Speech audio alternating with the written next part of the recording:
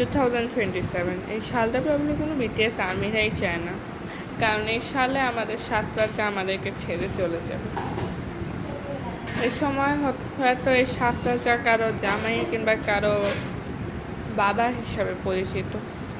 এখন আর BTS হেটার্সরা BTS আর্মিদের মধ্যে কোনো ঝগড়া লাগতে পারবে না। তখন আর কেউ ওদেরকে হিজড়া বলতে পারবে না। তখন হুজুরদের সাথেও এই ব্যাপারে কোনো ঝগড়া লাগবে না। তখন মা বাবার সাথেও এই বিটিএস নিয়ে কোনো ঝগড়া লাগবে না। পলিটিক্যাল হোক কিংবা ফ্যামিলি, আমাদেরও একদিন শ্বশুরবাড়ি যেতে হবে। তখন আমরাও ওদেরকে দিয়ে এত চিন্তা করার সময় পাবো না, ওদেরকে নিয়ে এত ভাবারও সময় পাবো না। কিন্তু যতটাই দিন যাক, আমাদের এখন যতটা সময় আছে, আমরা ওদেরকে নিয়ে যতদিন থাকতে পারি ততদিন তো থাকার চেষ্টা করতে হবে, তাই না?